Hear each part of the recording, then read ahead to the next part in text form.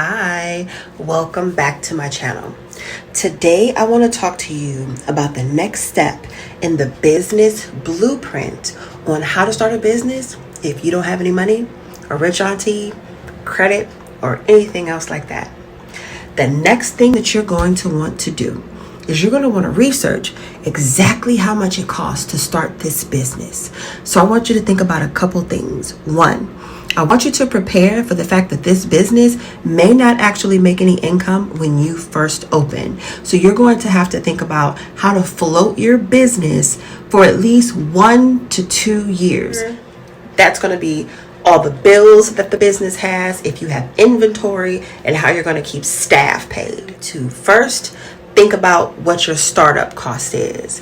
Do you need a building? Do you have to pay for that? Do you have to get the building fixed? What kind of licenses do you need? What kind of materials do you need? What kind of anything that you can think of to start this business? I want you to research that and get yourself a real number of how much you're looking for. And then I want you to think about this third factor. Are you going to keep a regular job?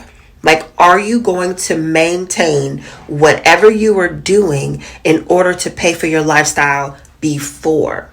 Okay, I want you to think about that. If I were you, and if it's feasible, I would say yes. Keep my 9 to 5 even after I start that business, because that 9 to 5 is not only going to continue to pay for your bills at home, but it's also going to help you float your company for the first couple of years. Now, of course, this is technically worst case scenario, because honestly, worst case scenario could be you never make any money. But we're not going to set out thinking like that. We're going to set out thinking this is going to work and you're going to be a success. But you need to be prepared for anything to happen. So crunch the numbers on how much it costs to start your business. And if I were you, whenever you're crunching these numbers, like, don't set your numbers on whatever, like the luxury level of whatever kind of company you're trying to start. Do you know what I mean? So like, I remember when I was starting my first childcare center. Let me tell you something.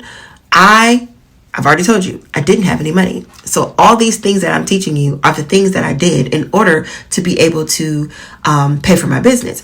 But when I first started, I didn't go and look at this book. I'm going to show you this book on my desk. I didn't go looking in this fancy old Lakeshore catalog. I didn't do that. Do you know what I did? I went right on down to Value World, Salvation Army, and any other thrift store that you can think about. I did everything correctly. I did the open house. I did the community work. I put flyers everywhere. I posted all over the internet. I had my Google page. Like, I was ready. I was registered with the state. So like, someone could go to like odjfs.com and look me up. They could Google, they could find me, right? I did everything correctly. And I still only had one child for months. And not only one child, but it was one part-time child. So I got $94.44 a week for weeks and weeks and weeks and weeks. I was very discouraged. I was like, hold up now, Lord. I know you told me to open this daycare. I know you did. And I know that you didn't bring me this far to leave me. But I'm about to fuck something up, because what I will tell you is, because I was so into following God, following my passion, following my purpose, and I knew for a fact that this is what he told me to do, I only got a little bit discouraged. Like, I still tried to keep my energy high, and I continued to like try to rally and get children. I think I might make another video about this, because the reason that I did not get children literally had nothing to do with any of the physical things that you're supposed to do to go out and like try to get children.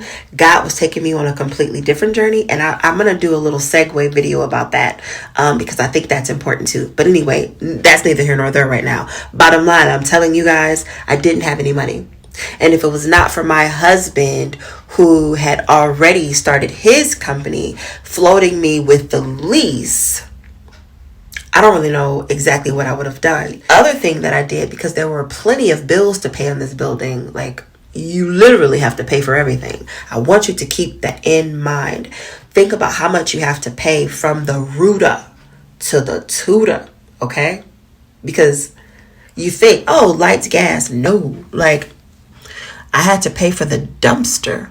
I didn't know anything about paying for a gosh darn dumpster. Like when I first started, I didn't have like, oh, this is what you do and this is what you're gonna. I didn't have anybody guiding me or leading me. Like I literally just like trial and error. So that's why I'm putting this little blueprint together, because there are so many of us who don't have access to funds for whatever reason. But that does not mean that you should not have access to your dream. Okay? Anyway, back to the facts. So the other thing that I did to make sure that I had my bills paid was I kept my original job. Now, for me, it was not a job. I had another business that I had, which is where I designed and created t-shirts, both my own designs and other people's custom designs, which coincidentally is how I was able to save up enough money to even start this business. So like when I tell you what I'm telling you from something I literally did, and I applied all of these practical steps and all of this practical advice to my own life, which is how I got to where I am. And so I know it works. It's tried and true. So listen to me. I know what I'm talking about. Okay. I hope this tip helps you figure out all of your costs, write that down, and then get to work earning that money. And do not be discouraged. Remember, we are going on practical numbers.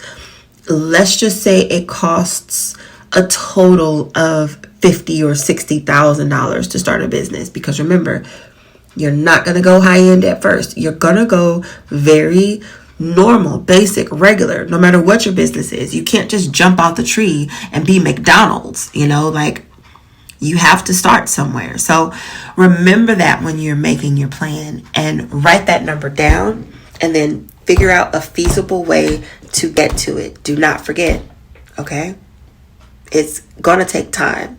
It doesn't matter if it takes you 2 years to save that money. 2 years is going to come whether you start this business or not, whether you save this money or not, whether you follow your dreams or not. So wouldn't you rather the 2 years come with you having done exactly what you wanted to do? I think so. I hope this tip helps you. Until next time, peace and love. And do not forget, if you like what I'm sharing here, give this video like a thumbs up. Give it a thumbs up. And if you really like what I'm sharing here, subscribe. I come at you every single week with 2 videos or more or less. Don't you judge me. I'll see you next time.